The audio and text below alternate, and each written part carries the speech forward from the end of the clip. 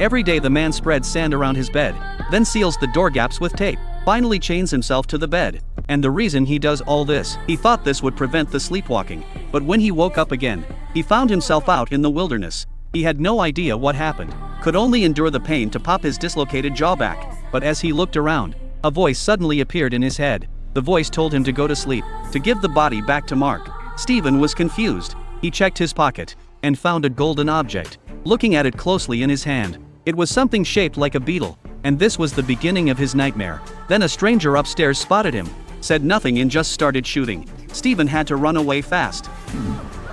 Stephen escaped to the small town, put on a hat and blended into the crowd. Thought he'd finally escaped the chase, but what happened next shocked him. The crowd began to part. A man walked out. Everyone around showed him respect. From the man's speech Stephen realized some kind of ceremony was about to happen here. The man placed his cane in someone's hand. The cane began swaying mysteriously. Even the tattoo on his arm started moving. The tattoo changed from black to green. This is the face of a good man.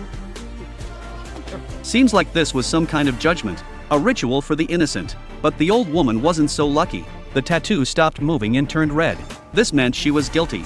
The man punished her right away. Then his men reported a problem with the deal. Someone had stolen the scarab they needed, and that person was hiding in the crowd. Harrow stood up and shouted a slogan. The surrounding crowd began kneeling. Only Stephen was still standing, but Harrow didn't act. Just told Stephen to hand over the scarab. Stephen really wanted to give it back, but found his right hand wouldn't cooperate. When he forced his fingers open, ready to return it with his left hand, his arm moved backward uncontrollably. Harrow felt he was being mocked. He ordered his men to grab Stephen.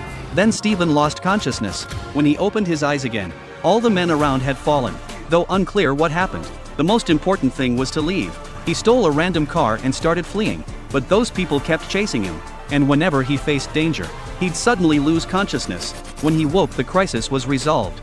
But then the truck broke down. Just as the thugs were about to shoot him, logs suddenly fell from the mountain.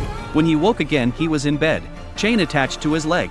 He thought it was all a dream, but later he realized it wasn't a dream. It was reality that had already happened.